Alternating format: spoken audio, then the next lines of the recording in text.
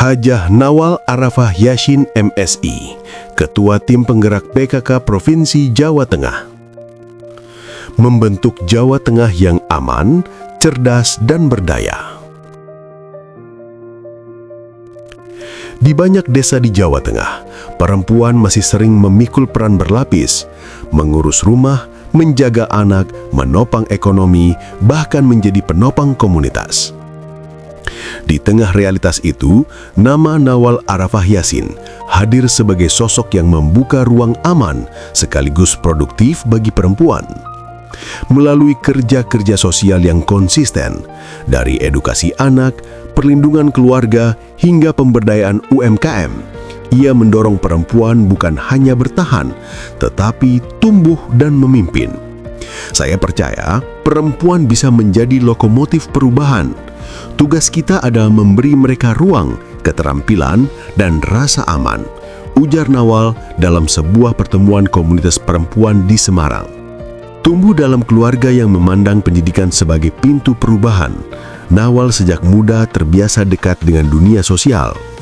Ketika kemudian mendampingi suaminya, Haji Taj Yassin Maimun, perannya dalam advokasi pemberdayaan perempuan makin menonjol.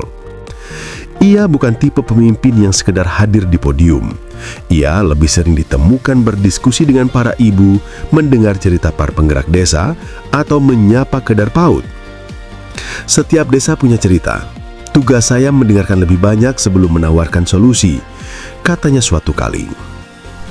Sebagai Bunda PAUD Jawa Tengah, Nawal menegaskan bahwa pemberdayaan perempuan tidak bisa dilepaskan dari pendidikan anak. Ketika anak tumbuh dalam lingkungan yang sehat, ibu pun punya ruang untuk berkembang, ujarnya. Inisiasinya mendorong pemerataan akses PAUD berkualitas, pelatihan guru, hingga peningkatan literasi keluarga di desa-desa.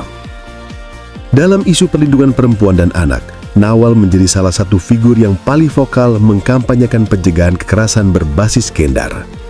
Ia sering mengingatkan bahwa kekerasan bukan hanya soal luka fisik, melainkan juga kontrol, intimidasi, dan ketidakadilan struktural. Perempuan tidak boleh merasa sendirian. Negara harus hadir, komunitas harus hadir. Korban butuh dipeluk, bukan dihakimi, tegasnya. Kolaborasi dengan dinas-dinas terkait, komunitas perempuan, hingga relawan psikososial menjadi pijakan utama gerakan ini. Dalam beberapa tahun terakhir, Nawal intensif menggerakkan program pemberdayaan UMKM perempuan. Ia kerap mengunjungi sentra-sentra kerajinan, berbintang dengan para pelaku usaha rumahan, hingga mendorong pelatihan pengemasan produk dan pemasaran digital. Kalau perempuan punya penghasilan, mereka punya suara. Dan kalau suaranya didengar, keluarga ikut naik kelas, ungkapnya. Bagi Nawal, ekonomi bukan soal angka semata, tetapi soal martabat dan ruang pengambilan keputusan.